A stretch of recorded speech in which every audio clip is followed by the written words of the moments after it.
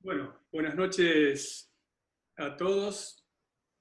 Lo que voy a exponer ahora es producto de lecturas y reflexiones durante esta particular situación que nos toca vivir de cuarentena. Muchas son lecturas históricas y otras son muy actuales. Por supuesto, la parte final también tendrá un capítulo vinculado a las propuestas. Para comenzar, entonces, quiero comenzar como bien corresponde a un lugar común. Y ese lugar común es la cita a la cual permanentemente se alude y se le atribuye al filósofo chino Confucio. Y es esa frase que en realidad sus biógrafos indican que nunca la dijo, pero que todo el mundo repetimos. Y que es aquella que señala que a cada crisis corresponde una oportunidad.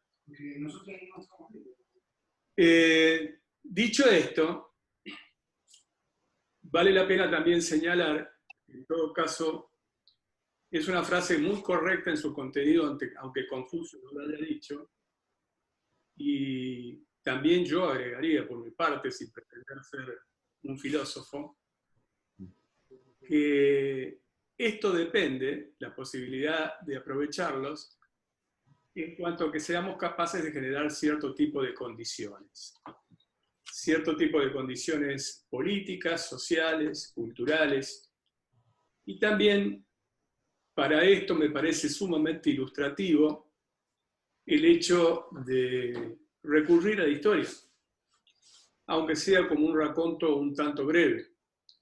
Y la historia también nos enseña que ha habido una enorme cantidad de epidemias y pandemias, y que estas epidemias y pandemias han tenido todas, invariablemente todas, consecuencias políticas, sociales, económicas, y en algunos casos hasta, con mayor profundidad, el cambio en el sistema de producción económico imperante o predominante en ese momento.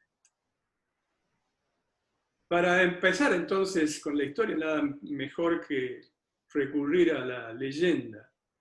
La leyenda indica que durante la peste antonina, que se produjo en el 165, el 180 de nuestra era, los soldados romanos que saquearon los templos en Babilonia, uno de ellos abrió un cofre de oro que contenía la peste.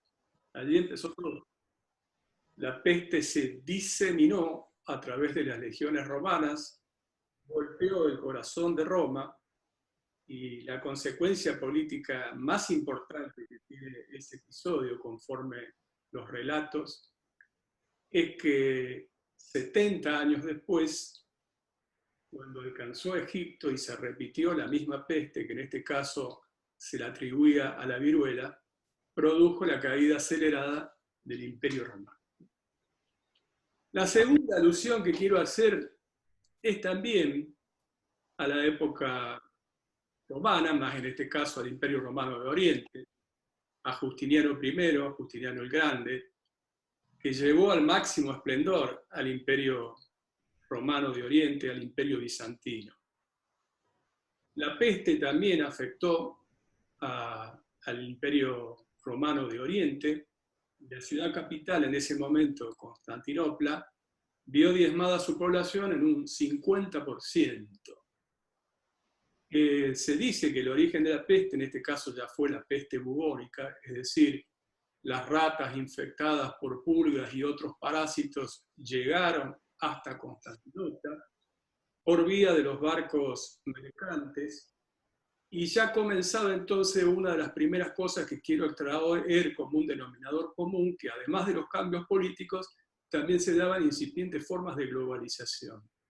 Ya tenemos un transmisor y ya tenemos un medio de transporte. Los barcos y los portadores de esos parásitos, de esos gérmenes, de esos virus, las ratas. En este caso, la peste bubónica. El tercer caso que me interesa mencionar es la peste negra. conocida por la forma tan brutal como se expresó fundamentalmente en Europa, y que provino también de la península de Crimea, fundamentalmente desde Asia, entró a la península de Crimea.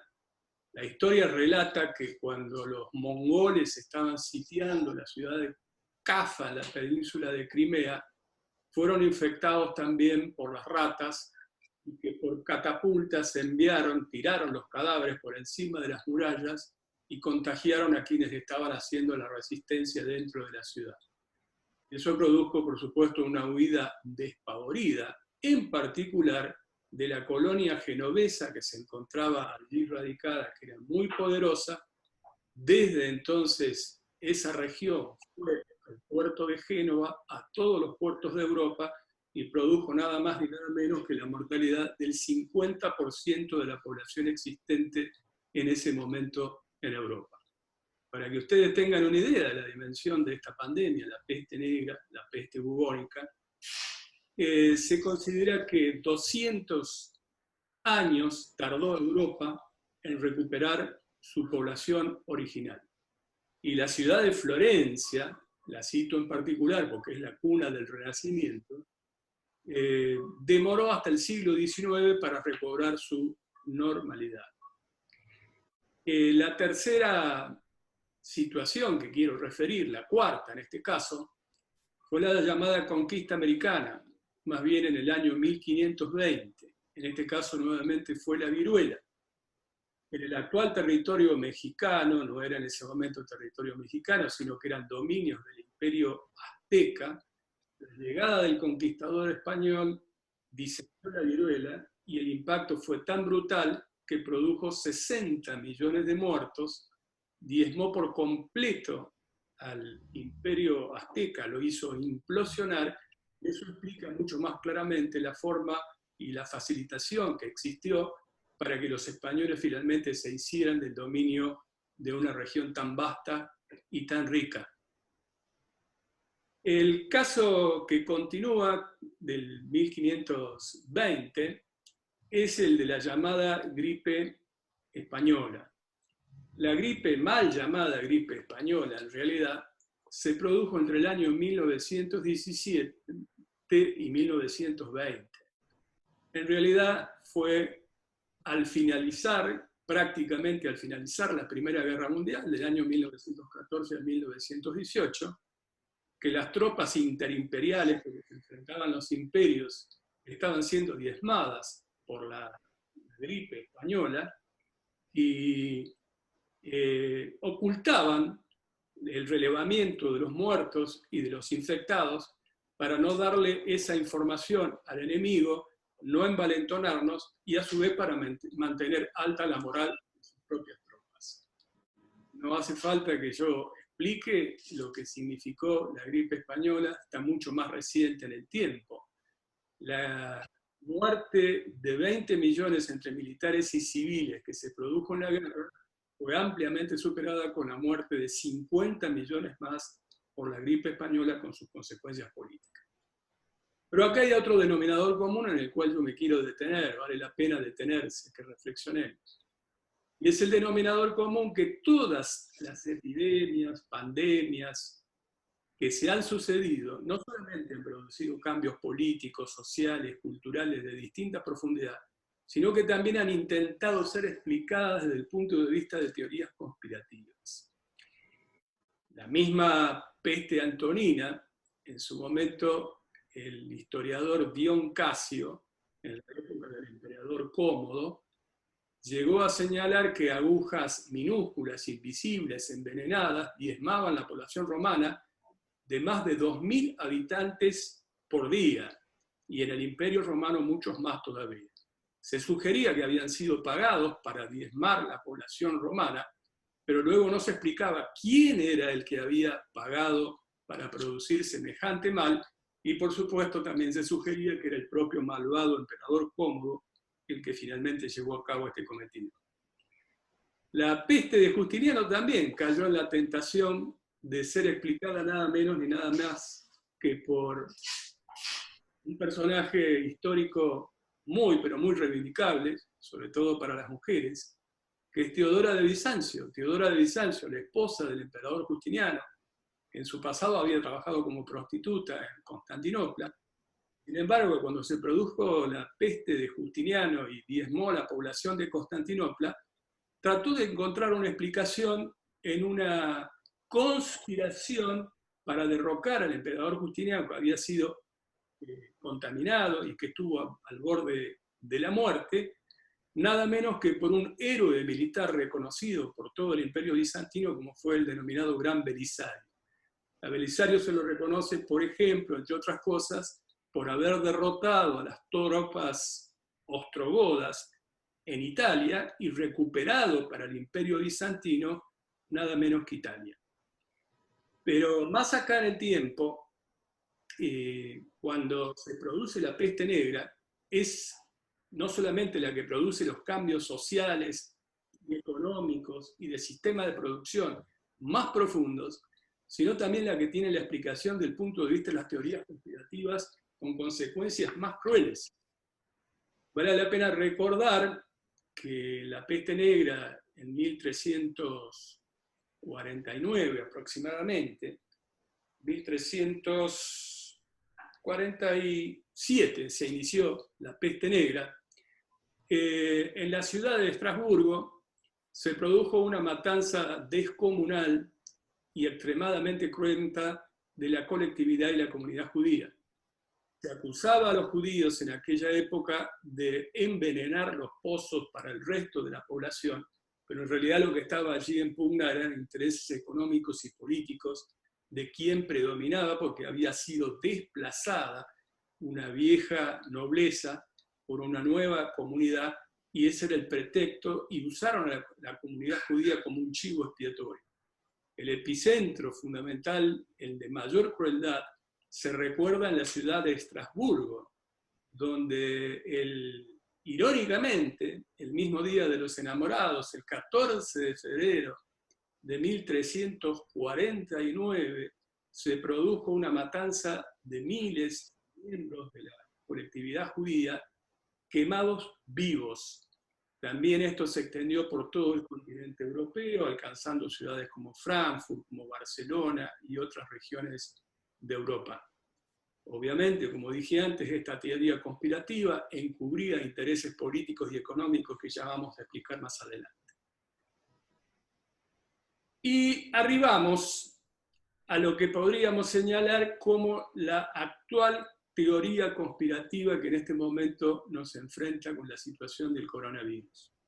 Ustedes habrán escuchado, como yo, y hemos leído, que en teoría este virus podría haberse elaborado, fabricado, creado en laboratorios de manera artificial.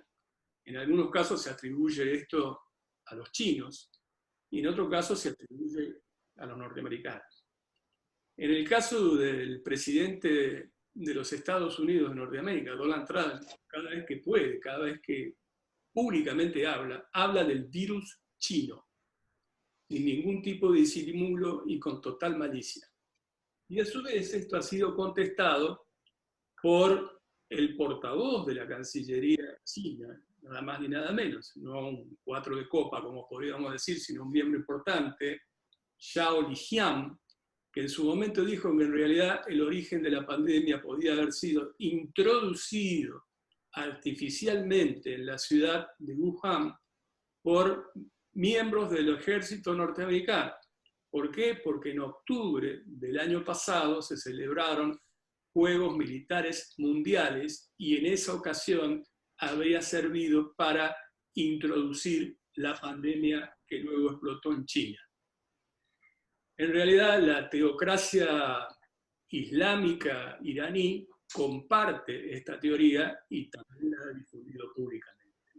Teoría conspirativa más o menos, lo cierto es que la estupidez humana no tiene límite. En realidad, la Universidad de Cambridge, en estudios muy recientes, establecen que no ha sido una creación artificial, sino que es un episodio natural que tiene consecuencias políticas gravísimas que analizaremos. Pero la estupidez sí es humana, sí es creación humana, sí es actitud humana. En el caso de Donald Trump, nuevamente, al principio tuvo una actitud absolutamente negacionista de la epidemia, de la pandemia, y eso significó una pérdida de tiempo, incluso se burló públicamente de la existencia del virus. Todos lo recordarán porque todos los vimos en la pantalla de televisión al inicio de esta tragedia que hoy estamos viviendo. Hoy es el país que tiene mayor cantidad de infectados y lamentablemente también mayor cantidad de muertos, y además es la potencia número uno del punto de vista militar y también económico hasta este momento, y sin embargo no ha podido combatir con eficiencia el efecto devastador de una pandemia como la que hoy sufrimos. Enojado, Trump tuvo una reacción posteriormente quizás más cercana a lo que indicaban los científicos, pero no se privó de culpar también a la Organización Mundial de la Salud de complicidad con el gobierno chino al ocultar o demorar lo que estaba realmente ocurriendo en la provincia de Hubei, particularmente en la ciudad de Wuhan, y que eso fue lo que produjo una catástrofe a nivel universal. No hay duda que la reacción de Donald Trump, que fue retirar el subsidio, el aporte económico a la Organización Mundial de la Salud, es parte de la característica de la estupidez que Trump ha exhibido durante todo este tiempo y toda esta crisis. Pero no es el único. También podríamos agregar a Boris Johnson. Boris Johnson inicialmente también subestimó el impacto. Boris Johnson, dicho sea de paso, primer ministro británico por el Partido Conservador británico, y finalmente terminó siendo víctima él mismo del propio virus, internado en terapia intensiva, con respirador artificial, para luego salvar su vida y modificar su tendencia. La primera tendencia que él había planteado era la inmunidad de rebaño, es decir, que se contagiara la mayor parte de la comunidad para crear los anticuerpos, pero también y fundamentalmente expresado en términos políticos para no detener la marcha económica. En este caso, Boris Johnson, primer ministro conservador del Reino Unido, de Gran Bretaña e Irlanda del Norte, también priorizó la situación económica a la usanza de lo que hizo Donald Trump en los Estados Unidos. No fueron los únicos. Podemos agregar también el caso de López Obrador en México. Las cifras de México no se conocen. Seguramente cuando él instaba a sus connacionales a ir a los restaurantes con sus familias, a los bares, etc., estaba desatando un peligro potencial o exponencial extraordinario. Pero el premio a la estupidez se lo lleva a nuestro vecino Jair Bolsonaro. Jair Bolsonaro, en el medio de esto, del negacionismo, llegó a esbozar una teoría de la superioridad del hombre brasileño. Y para justificar esta supuesta superioridad, planteó que los brasileños eran tan fuertes que eran capaces de bucear en las alcantarillas.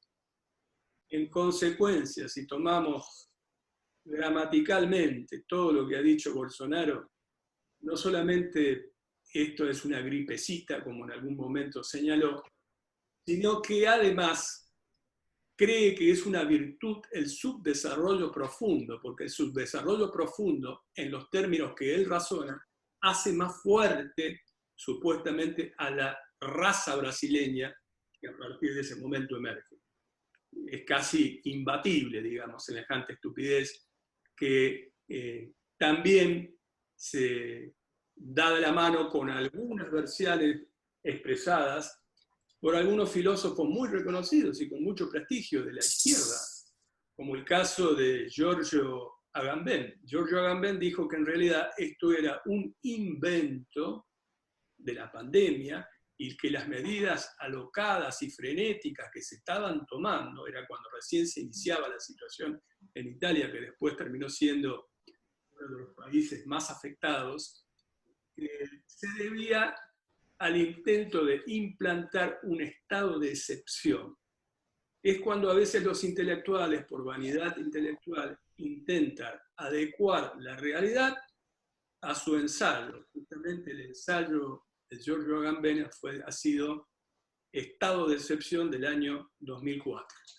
Un dato adicional que me interesa dar es que, por ejemplo, el Reino Unido ha tenido en relación el número de muertes en relación a los infectados superior al 10%, equiparable solamente a lo que pasó en Italia, porque tanto en España como en Francia, y mucho menos aún en Alemania, la relación entre infectados y muertos ha sido menor, puesto que mucho menor aún es en Alemania, que administró la crisis con muchísima más racionalidad e inteligencia. Pero ahora quiero hacer una pausa para referirme fundamentalmente a los cambios políticos que cada uno de estas situaciones produce. La primera, como ya dije, cuando se extendió a Egipto la Antonina, produjo la caída del Imperio Romano, o por lo menos aceleró la caída del Imperio Romano. La segunda, la llamada peste en la era de Justiniano, produjo la bisagra de transición casi exacta entre la antigüedad que moría, la antigüedad moribunda, y el advenimiento de la Edad Media europea. La tercera es tal vez la que produjo el efecto más profundo. Yo al principio me refería que se produjo en algunos casos cambios culturales, sociales, económicos. En este caso se produjo un incipiente cambio del sistema de producción económica, que fue la peste negra.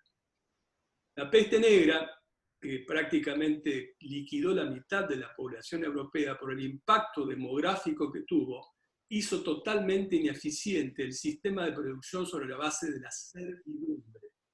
La servidumbre era fundamental para el sistema feudal. A partir de allí comenzó una valorización de la razón, una valorización de las ciencias, pero aplicada con un criterio utilitario. Muchos historiadores y analistas convienen en que esa fue las primeras y las más incipientes formas del desarrollo capitalista que posteriormente se consolidó. Todos sabemos que cuando hay el hundimiento de un sistema de producción, en este caso el sistema feudal, y adviene otro sistema de producción, en un momento uno no reemplaza completamente a otro, sino que coexisten durante un tiempo hasta que el predominio de uno se hace mucho más visible. Más acá en el tiempo, la peste, la viruela en 1520 en el continente americano le dio algo de oxígeno, sobre todo a las naciones ibéricas, a España y a Portugal, que ya estaban en un franco retroceso. ¿Por qué? Porque no solamente la esclavitud a que sometieron a los pueblos nativos, que fueron ilustrados y muy ejemplificados en los libros de Bartolomé Las Casas, yo no voy a redundar en eso, por ejemplo, en la extracción de minerales preciosos, sino también instituciones que correspondían al feudalismo en ese momento imperante, como era la mita, la encomienda, el chanaconazgo, que eran todas instituciones de la servidumbre. Por supuesto que España y Portugal extraían enorme cantidad de minerales preciosos, pero a la postre los que mayor se beneficiaron fueron aquellas potencias que iniciaron más temprano la entrada al sistema capitalista de producción, como fueron Inglaterra y Holanda. Eso es visible y en aquel momento también fue sustituyendo el liderazgo que posteriormente se expresó durante varios siglos. La gripe española tiene un efecto muy especial porque se conjugaron tragedias colosales. La Primera Guerra Mundial, 20 millones de muertos entre militares y civiles, y la gripe española, 50 millones de muertos. Como consecuencias principales fue la disolución de los imperios, el imperio austrohúngaro, el imperio otomano, el imperio alemán.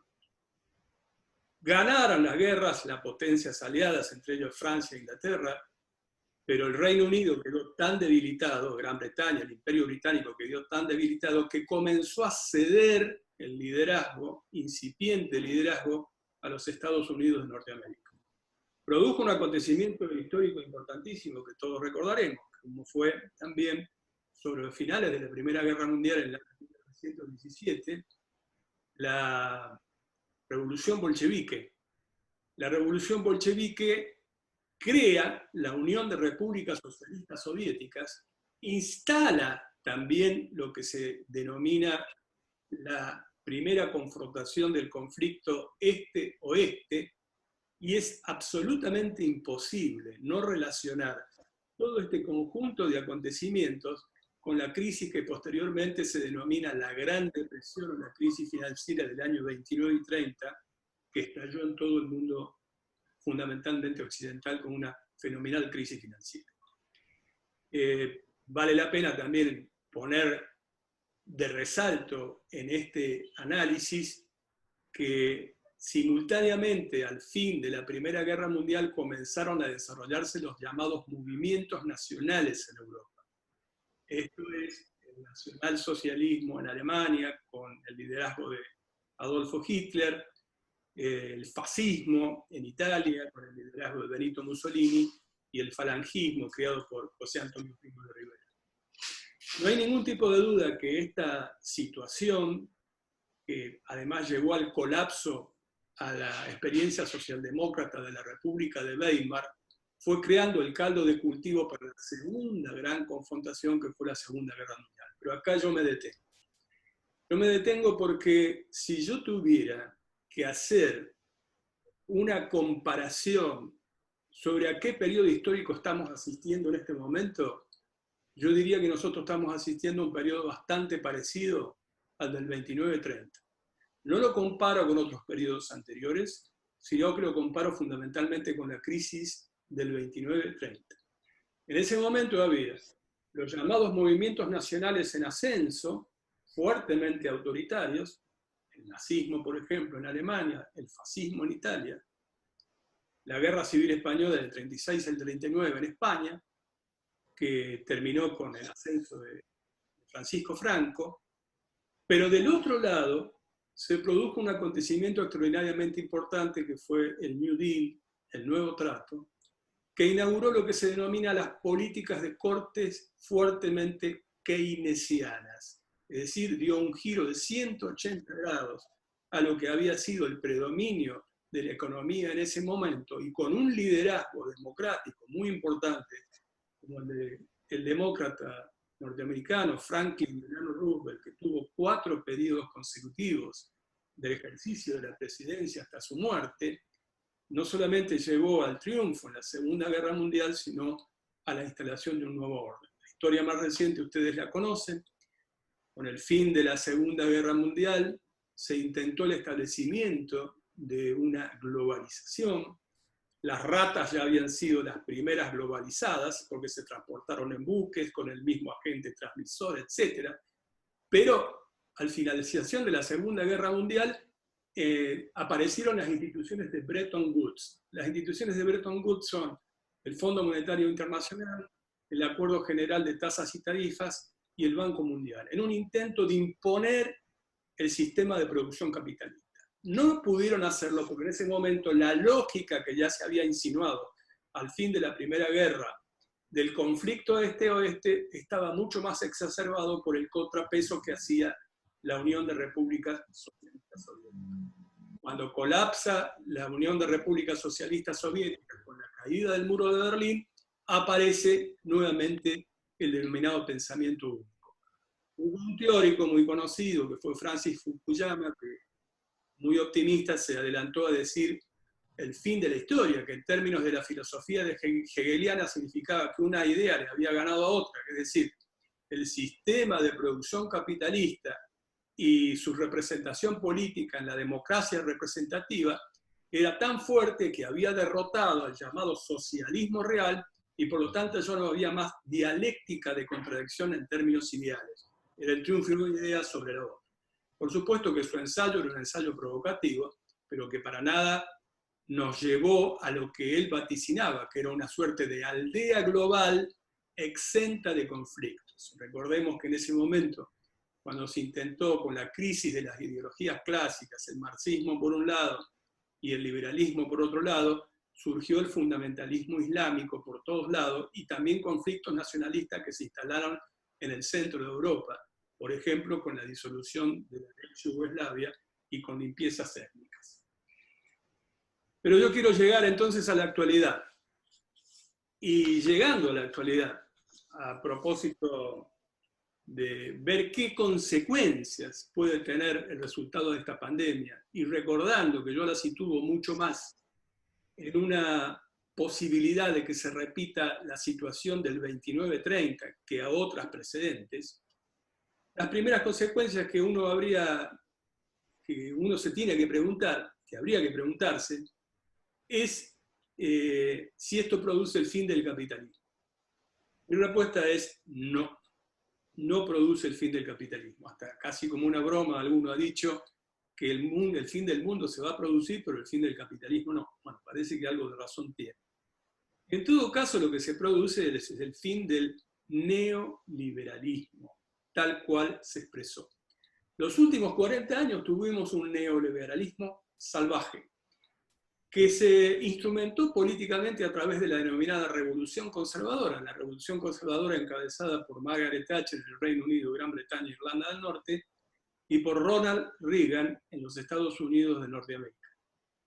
Cada vez que se intentó exportar esta ideología neoliberal de pensamiento único, de los cuales en Argentina el alumno más obediente fue Carlos Saúl Menem en ese momento, fue contrabandeando ideología a través de lo que se conoció como las recomendaciones de la Trilateral Commission, es decir, la Comisión Trilateral, y también con el consenso de Washington. Políticas de privatizaciones, política de austeridad muy agresiva, política de precarización laboral, política que en definitiva nos llevó a lo que ha sido las sociedades de los últimos 40 años. ¿Qué es lo que yo creo que va a ocurrir en este momento hacia futuro? Bueno, las consecuencias políticas son bastante evidentes. Si ya antes de la pandemia se venía produciendo una carrera de competencia, de guerra comercial entre Estados Unidos y la República Popular China para ver quién tenía el predominio o el liderazgo, con la pandemia que impactó mucho más duramente en los Estados Unidos, aparece como un ganador China. De hecho, piensen ustedes que el propio Fondo Monetario Internacional en sus proyecciones dice que los únicos dos países que van a caer en sus productos, pero que se van a mantener todavía en un nivel positivo, son los dos más poblados del planeta. La República Popular China, la India. Uno tiene 1.400 millones de habitantes, el otro tiene 1.300 millones de habitantes. Pero en general, el eje se desplaza a lo que podríamos denominar Asia-Pacífico, porque no es solamente el emergente de China, es también Indonesia, es también Vietnam, es también Corea del Sur, con diferentes regímenes, pero con una potencia preponderante, como es por supuesto la República Popular China. Por otro lado, Estados Unidos de Norteamérica es el que todavía tiene el impacto más duro. Para decirlo en términos gráficos, es como si uno arranca en una carrera de bicicleta y la primera pedaleada China ya la dio, mientras que Estados Unidos todavía está en la frenada. Eso está claro que entonces, si estaban en una competencia, va a haber un desplazamiento o al menos un tiempo de coexistencia. El propio Henry Kissinger, que fue el secretario de Estado tan conocido en la época de Richard Nixon, dice que Estados Unidos tiene poco para ofrecer de liderazgo, que en realidad ha hecho una extracción salvaje que ha no contemplado la preservación del medio ambiente y que a lo que más puede aspirar, recuperando la confianza y cierto liderazgo internacional, es a co-liderar, pero no va a ser ya un liderazgo excluyente. Otro factor importantísimo es que pasa a un segundo lado toda la cuestión militar, porque el predominio militar de los Estados Unidos, la unipolaridad militar, es altamente onerosa, pero extremadamente inútil, para decirlo en términos muy gráficos. ¿De qué sirven los mayores misiles y el mayor arsenal mundial o los marines para combatir el coronavirus? No sirven. Entonces, está clarísimo que la unipolaridad militar, aunque Estados Unidos sea más fuerte que el resto de los 10 países que le siguen en armamentos, incluida Rusia y China, y todas las potencias que están sentadas en el Consejo Permanente del Consejo de Seguridad de las Naciones Unidas, sin embargo no le da un planteo hegemónico. La otra pregunta que viene entonces es, si no hay fin del capitalismo, si es probable que haya una modificación sustancial del neoliberalismo, la pregunta es si es el fin de la globalización. La respuesta también es no. En todo caso va a haber un retroceso por un tiempo de la globalización, donde va a haber un encierro dentro de las fronteras. Esto se está verificando, por ejemplo, en el cierre de fronteras, en el cierre de los aeropuertos. Para que tengamos una dimensión, todo el Producto Bruto Mundial ha retrocedido de manera colosal. Pero para tomar un índice muy indicativo, el tránsito de personas, el transporte aéreo, que se situaba en 800 millones de personas en el año 2010, en el año 2018 ya eran 1.400 millones de personas. Eso sufrió un colapso colosal, afectando, entre otras cosas, a la industria del turismo. Los países del sur europeo, en particular España e Italia, van a sufrir esas consecuencias de manera muy fuerte. Un renglón aparte merece la propia Europa. Europa, que ha mantenido la unidad política europea a pesar del Brexit, esta pandemia la ha puesto en cuestión, porque los países del norte no han sido solidarios con los países del sur. Vale la pena recordar, por ejemplo, que el bono que pidió en su momento Italia no le fue concedido, tampoco le fue concedido el bono que pidió España, y ahora estaría en consideración un plan Marshall para toda Europa. Vamos a ver si se concreta o no se concreta. Lo cierto es que ha puesto en serio riesgo la posibilidad de la continuidad de la propia Unión Europea. El mundo que nosotros conocíamos los últimos 350 años, de liderazgo occidental, de liderazgo europeo, después la posta tomada por Estados Unidos de Norteamérica, ya es un mundo que va a ir desapareciendo. Lo peligroso es que cuando en general los imperios retroceden, suelen sacudirse y pueden producir algunas situaciones, como por ejemplo las amenazas bélicas, que pueden hacer del mundo un lugar mucho más difícil de vivir, con grandes incertidumbres. ¿Qué es lo que yo creo que debe reivindicarse? Bueno, yo creo que debe reivindicarse el Estado. El Estado y el papel del Estado. 40 años de política neoliberal nos ha demostrado que el mundo no estaba preparado para enfrentar una pandemia y que las políticas de austeridad salvaje aplicadas también en el sistema de salud, lo único que han traído es disminuir y hasta poner en riesgo la vida de las personas, por no hablar de las corrientes migratorias y todas las situaciones que se han producido en lo que se denomina la periferia del mundo. Ahora, la pregunta es, ¿qué Estado? Porque algunos teóricos también plantean que en el caso, el caso de Zizek, el caso de Harari, Zizek, que puede haber un cambio de sistema. Bueno, no estoy de acuerdo con el filósofo Zizek, y me parece que Harari hace un planteo muy ingenuo cuando llama a la cooperación y a la colaboración. Todos queremos la colaboración y la cooperación, y que la antinomia sería entre estados o gobiernos que controlen de manera muy autoritaria o el empoderamiento ciudadano. Obviamente me mandero en esa segunda. El problema es a través de qué instrumentos los hacemos. Por lo tanto, aquí voy a las propuestas que yo hago. La propuesta que yo hago es que nosotros refundemos el estado de bienestar, el welfare state. Eso, desde mi punto de vista, es central hacerlo. El Estado-Nación no se ha agotado.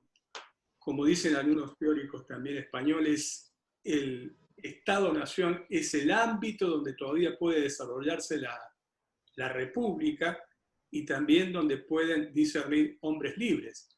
Pero un Estado-Nación con cierto grado de autonomía es el que puede establecer espacios regionales integrados en cooperación y colaboración, pero con un Estado nacional. Ahora, ese Estado-Nación tiene que ir acompañado de un estado de bienestar, fundamentalmente que asegure para ahora y para siempre la salud pública, la educación pública. La pregunta que habitualmente hacen los ultraortodoxos liberales es ¿cómo se financiaría un nuevo welfare state o estado de bienestar? En una época la renta excedentaria del sector agropecuario nos permitía a nosotros financiar un estado de bienestar que lo tuvimos en la República Argentina.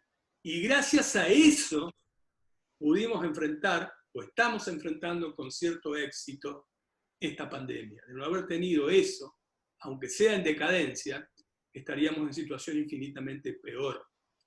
Ahora, yo creo que la forma de financiarlo genuinamente pasa por lo que son algunas recetas elaboradas no por supuestos sectores extremadamente de izquierda. El propio Financial Times, un diario conservador del Reino Unido, propone impuestos a las grandes fortunas, a la riqueza, a la renta. En el caso particular de la Argentina, quiero decir expresamente que yo estoy en favor de un impuesto a las grandes fortunas, pero que tenga una afectación especial para el financiamiento de la salud pública y de la educación pública.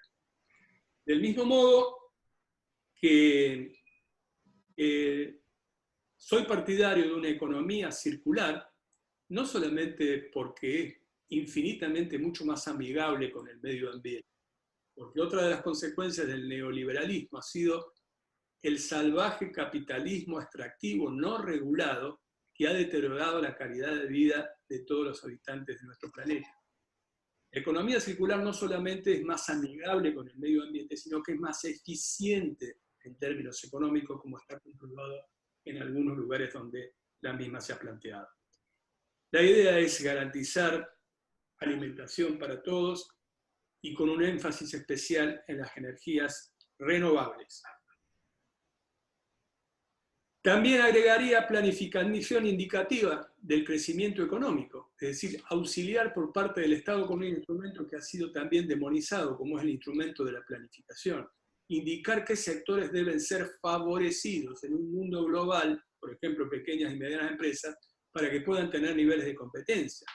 Pero a su vez garantizar también un mercado interno para que todo el mundo tenga alimentación, al menos, y acceso a determinados niveles de calidad de vida que por la riqueza que nosotros tenemos no deberíamos estar mendigando. Y sobre todo porque algunos proyectos faraónicos, llámese Vaca Muerta. Yo no me alegro que el precio del petróleo esté por donde está, pero el precio del petróleo estando como está y habiendo producido por primera vez niveles negativos porque no saben a quién vendérselo ni saben dónde almacenarlo, evidentemente ha derrumbado el precio del petróleo. Si ya el fracking, que era la metodología con que se iba a aplicar en Vaca Muerta, no era suficientemente restable hasta un determinado precio del barril de petróleo, ahora no es mucho menos. Por lo tanto, tenemos que ir pensando alternativas de salida. ¿Cuáles son las alternativas de salida? Bueno, ya he dicho, reconstitución del Estado-Nación con grandes niveles de autonomía, de cooperación y de colaboración en un mundo global, refundación del estado de bienestar financiado en los términos que dije para la emergencia, funcionamiento institucional para ampliar la base de sustentación, porque otra de las discusiones es Estado autoritario porque supuestamente ha sido más eficaz para el combate de la pandemia o Estado democrático. Claramente yo digo más democracia, más participación. Y por eso es que estamos planteando la posibilidad de la existencia, la creación por ley, para que tenga toda la formalidad y la legalidad del Consejo Económico Social que siente a los sectores del trabajo, de la producción, de los diferentes credos religiosos, de las universidades nacionales, que alumbren denominadores comunes. Como todos estos cambios van a requerir de un fuerte poder político, estoy proponiendo un gobierno de unidad y reconstrucción nacional que permita afrontar un periodo de la crisis donde pueda llegar a encontrarse estos denominadores comunes que se conviertan en política de Estado. Ni más ni más, ni nada más ni nada menos que lo que planteaba en su momento Raúl Alfonsín y que finalmente fue desoído. No quiero concluir esta primera parte de la exposición sin aludir a otro lugar común, que es que una pandemia pone en la superficie los grados de enfermedad que una sociedad tiene, las mejores cosas, las peores cosas. Gestos de solidaridad conmovedores que nosotros debemos reconocer y alentar el altruismo con que se ha participado, y también miserias humanas. Miseria humana como el que deja un cartel en un ascensor repudiando al médico o al personal de salud que está trabajando para tratar de cuidarnos la vida a todos. Miseria humana del que especula con los insumos, miseria humana con el que establece sobreprecios, miseria humana también con aquello de la especulación del negocio de los viejos, los geriátricos, cuando ya teníamos el antecedente de que la mayor explosión se había producido en España, en Italia y en Francia, en los geriátricos. Y esto es de actualidad, en las últimas 24 horas. Y finalmente, la irrupción de la violencia de género. La violencia de género es un tema que aparece nuevamente a la superficie. Ha aumentado el número de femicidios en cuarentena. Piensen ustedes la situación terrible de muchas mujeres que tienen que convivir con su agresor, con su captor. Y ha aumentado en un 60% los pedidos de auxilios y las líneas han tenido también de auxilio que habilitarse en aumento para poder acudir en ayuda. Todo esto nos muestra de una situación de enfermedad social que nos interpela desde el punto de vista moral mucho más allá de lo político. Una frase para terminar. Los hombres y las mujeres que no comprenden lo que pasa en su país y en su tiempo son una contradicción andante. Pero los que comprendiendo no actúan, solo serán recordados en la antología del llanto y no en la historia viva de su patria. Muchas gracias y estoy dispuesto a contestar alguna pregunta.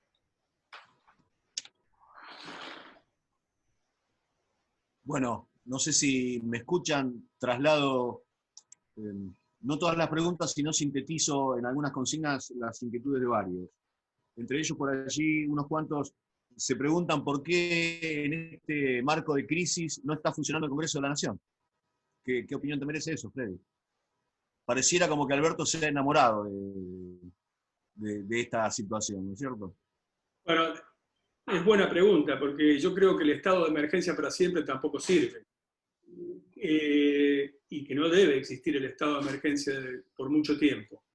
En realidad el poder judicial está funcionando y el poder ejecutivo también está funcionando. Lo que no está funcionando es el poder legislativo. Y deberían instrumentarse medios, los que nosotros mismos estamos usando en este momento, al menos para poder ir adelantando algunos debates. Luego será discutible si la sanción de algunas leyes será posible o no, porque para eso habría que modificar el reglamento tanto de la Cámara de Diputados como de la Cámara de Senadores. Y por eso es que la vicepresidenta de la Nación y presidente del Senado pidió que la Corte Suprema se expidiera y que la Corte Suprema le dijo que no, porque en realidad no se puede inmiscuir en otro poder como es el poder legislativo.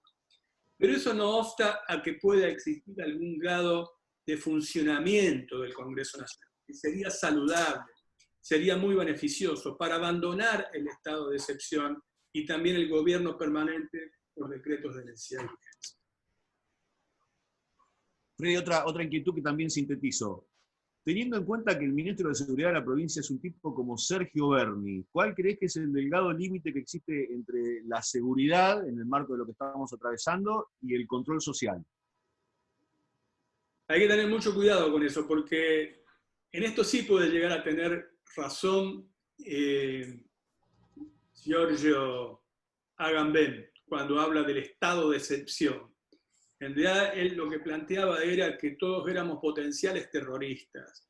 Y cuidado de eso con afectar las libertades individuales hasta niveles so pretexto, digamos, de combatir la pandemia. A mí me pareció una burrada descomunal, por ejemplo, tratar de declarar incapacitados a los mayores de 70 años para impedirle que pudieran ir a la farmacia o hacer alguna compra si no tenían una autorización. Me pareció un absurdo.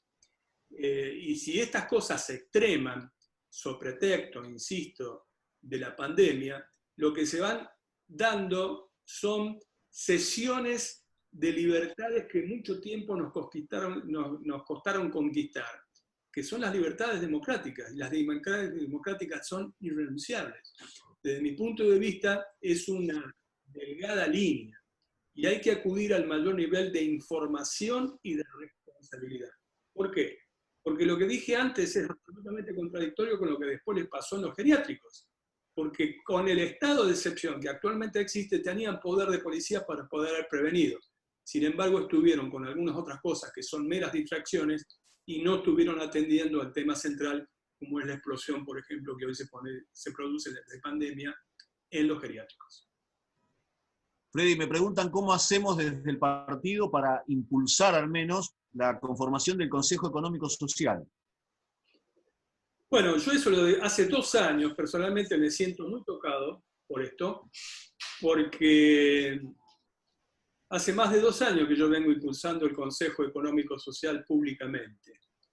Y el presidente de la Nación, el discurso inaugural ante la Asamblea Legislativa, lo tomó como iniciativa, dijo que lo iba a impulsar, que lo iba a llevar adelante.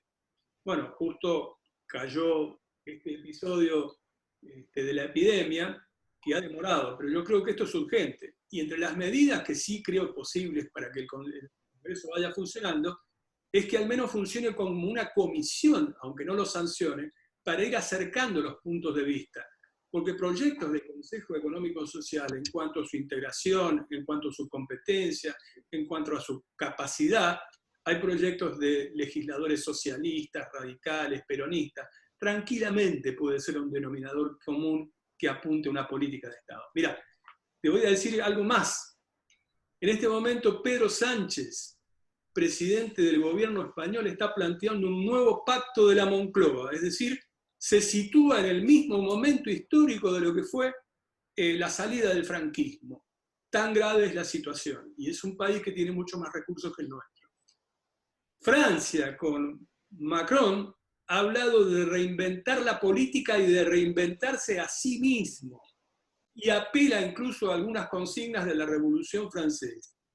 Razón por la cual nosotros no tenemos que perder eso que es parte de nuestra mejor cultura.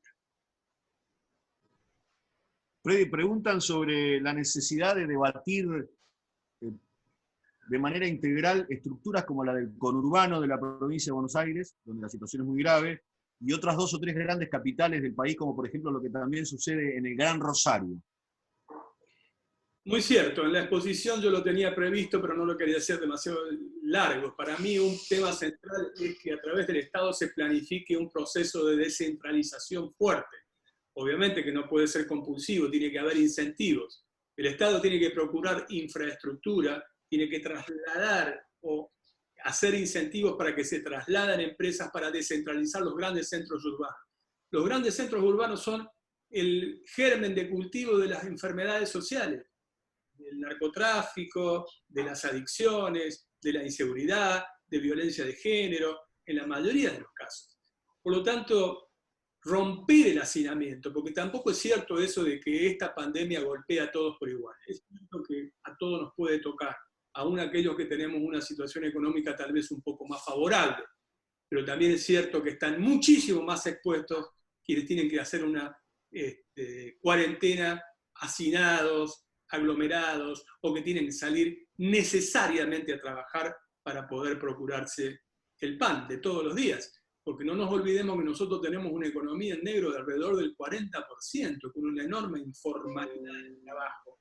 Y por lo tanto, no se puede mantener esto sine die si no se hace un justo equilibrio entre lo que es la preservación de la salud pública y la salida. Y una cosa que hay que ir adelantándose es a la descentralización de los grandes centros urbanos, la desconcentración de los grandes centros urbanos. Freddy, preguntan por el impuesto a la riqueza. ¿Qué opinión tenés? Bueno, ya lo dije anteriormente, no me gusta el impuesto a la riqueza porque el impuesto a la riqueza ya existe en la Argentina, el impuesto a la riqueza, el impuesto a las rentas. Más bien yo diría el impuesto a las grandes fortunas y con una afectación específica y particular, que es al financiamiento de la salud pública y de la educación pública. Bien, de las últimas, hay muchos amigos que están muy molestos con la inacción del radicalismo de la provincia de Buenos Aires, del Comité de la Provincia de Buenos Aires, y en alguna medida también a nivel nacional se lo ve poco, tal vez porque Cornejo esté como más centrado en Mendoza, no sé por qué, pero bueno, básicamente la inquietud es con el radicalismo de la provincia.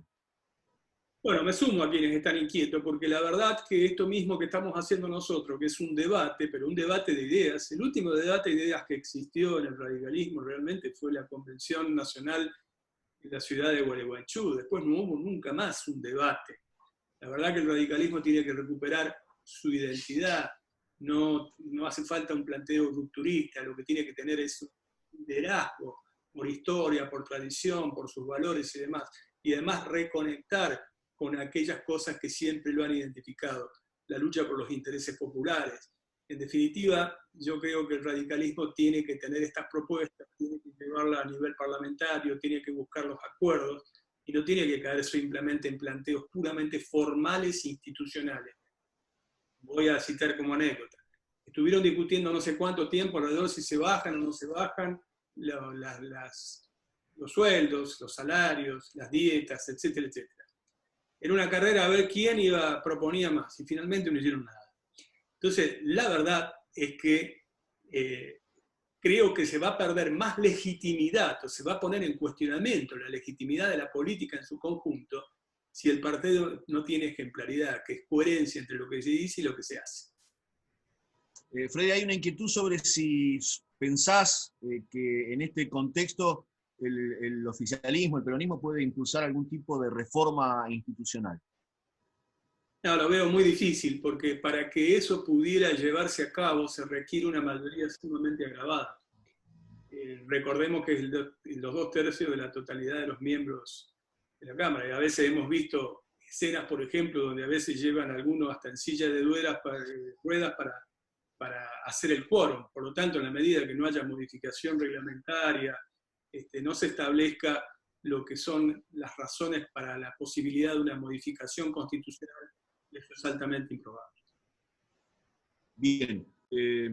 Hay una pregunta, una consulta sobre si no existe cierta contradicción entre el Consejo Económico Social, el Consejo Sanitario, el Consejo de Economistas, el Consejo Tecnológico, como planteado así, pareciera como una superposición de consejos. Bueno, por eso es que yo me inclino por el Consejo Económico Social, porque subsume al resto. En momentos de emergencia sí está muy bien tener una comisión, un consejo sanitario, de expertos que aconsejan, y yo creo que en términos generales se ha ido conduciendo correctamente. Pero para la salida, para el día después, obviamente todo esto tiene que estar subsumido en el Consejo Económico Social, cuya integración, como dije antes, tiene que ser muy amplia. Sectores del trabajo, de la producción, de los diferentes credos religiosos, de las universidades nacionales, diferentes actores sociales, todo aquello que puede ir encontrando denominadores comunes. Me parece que el Consejo Económico Social, con esa integración tan amplia, puede sustituir y no superponerse sobre otras tareas. La última, Freddy, que surge, intento llegar a una suerte de síntesis. El concepto de la grieta que tanto nos está costando superar a los argentinos como sociedad en una coyuntura como esta es nefasto, ¿cierto? Bueno, yo siempre me he opuesto a la grieta, me parece absurdo. La verdad que hay que separarse, dividirse cuando hay cuestiones fundamentales. Cuando no hay cuestiones fundamentales no hay que separarse, hay que buscarse la unidad. Ya lo he dicho en algunas oportunidades. En su momento el histórico abrazo de Perón-Balbín fue una bisagra, un antes y un después. Yo creo que hay que intentar recrear ese espíritu. Eso no nos hace quitar la identidad. Nosotros no vamos a perder nuestra identidad por eso. Al contrario, podemos reafirmar nuestros valores. Y por supuesto, mucho más allá, incluso fue Alfonsín cuando planteaba la posibilidad de la conformación de un tercer movimiento histórico. Lo que yo planteo en este momento son mecanismos institucionales que permiten encontrar las coincidencias. De allí que insisto tanto en el Consejo Económico Social, en la refundación de un estado de bienestar, en la forma de cómo financiarlo, en jerarquizar situaciones como la educación pública y la salud pública, porque son instrumentos que garantizan la igualdad de oportunidades. Bien, Freddy, si les parece a todos, cerramos y propongo, si estás de acuerdo, intentar un encuentro similar de estas características.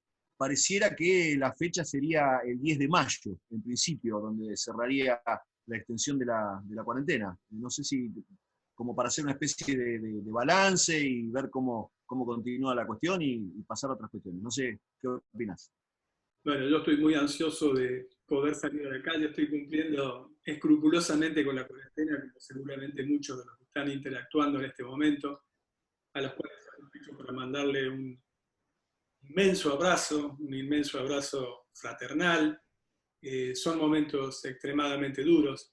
Yo prefiero simplemente que las charlas sean presenciales, porque existe una calidez, un contacto humano que siempre es mucho mejor y más esclarecedor. Pero mientras tanto se pueden utilizar estos instrumentos. Yo no soy un gran amigo de las nuevas tecnologías, pero en este caso ha servido por lo menos para comunicarnos, y de ya abrazo solidario a todos, y por supuesto repetir las veces que sean necesarios para ir profundizando estos temas y otros que propongo.